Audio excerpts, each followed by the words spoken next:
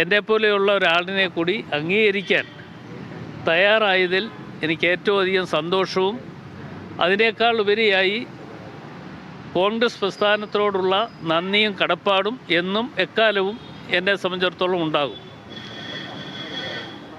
ഈ പ്രസ്ഥാനത്തിന് വേണ്ടി വരുന്ന 2025 ആണെങ്കിലും 26 ആണെങ്കിലും തെരഞ്ഞെടുപ്പ് വർഷമാണ്.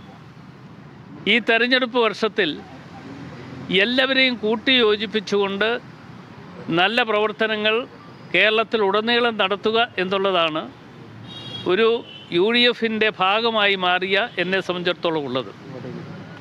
അത് തീർച്ചയായും UDFിൻ്റെ ചെയർമാൻ പ്രതിപക്ഷ നേതാവുമായി ബന്ധപ്പെട്ടുകൊണ്ടും അതുപോലെ തന്നെ KPCCയുടെ പ്രസിഡൻറ്റുമായി ബന്ധപ്പെട്ടുകൊണ്ട് കൂട്ടായി ആലോചിച്ചുകൊണ്ട് അതിനേക്കാൾ ഉപരിയായി ഘടകകക്ഷികൾ നേതാക്കന്മാരുമായി ആശയവിനിമയം നടത്തിക്കൊണ്ട് അവരുടെ കൂടി അഭിപ്രായങ്ങളും അവരുടെ കൂടി നിർദ്ദേശങ്ങളും സ്വീകരിച്ചുകൊണ്ടുള്ള പ്രവർത്തനങ്ങൾക്കായിരിക്കും വരും കാലങ്ങളിൽ UDFിൻ്റെ കൺവീനർ എന്നുള്ള നിലയിൽ എൻ്റെ പ്രവർത്തനങ്ങളുമായി മുമ്പോട്ട് പോകാൻ ഞാൻ ആഗ്രഹിച്ചിട്ടുള്ളത്.